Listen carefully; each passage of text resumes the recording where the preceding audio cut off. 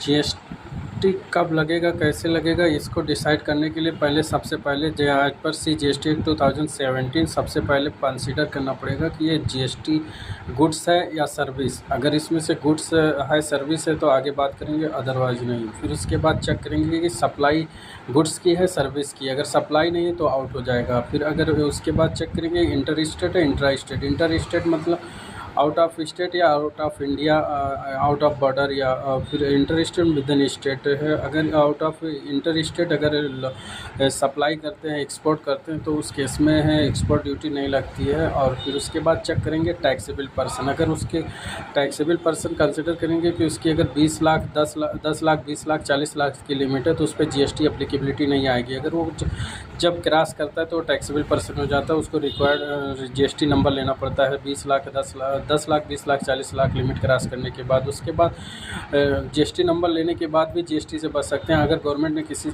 Type का exemption दे रखा है तो उस एग्जम्पशन उस एग्जम्पशन से अगर बाहर हो जाती है गुड्स या सर्विस तो भी जीएसटी नहीं लगेगा। फिर फाइनली अगर एग्जम्पशन से बाहर नहीं हो पाए तो अब जीएसटी लग जाएगी। जीएसटी किस वैल्यू पे लगेगी, फिर वैल्यूएशन रूल्स लगेगा as per fair market value या फेयर मार्केट वैल्यू या सेल वैल्यू में भी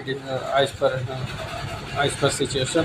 और वैल्यूशन जीएसटी किस पे लगेगा, value into GST rate into अगर एक्सपोर्ट हो रहा है तो रेट ऑफ एक्सचेंज से मल्टीप्लाई करेंगे तो वैल्यू आएगा। इस पे 80 जिस रेट से जीएसटी लगा वैल्यू पे जीएसटी लग जाएगी। फिर उसके बाद कौन सा डिसाइड करेगा कि आरसीएम में बनना, नॉर्मल चार्ज मैकेनिज्म या फॉरवर्ड चार्ज में।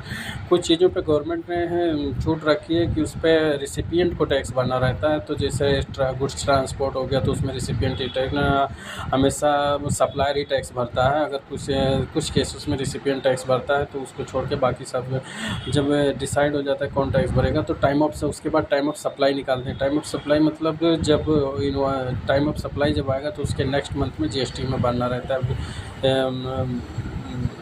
उसके नेक्स्ट मंथ के 11 तारीख तक जीएसटी आर 1 और 20 तारीख तक जीएसटी आर 3 भी, जिसमें सेल परचेज को कंसिडर करके फाइनली आउटपुट जीएसटी कितना पेमेंट करना है वो भरते हैं। इस तरीके से जीएसटी की एप्लीकेबिलिटी आती है।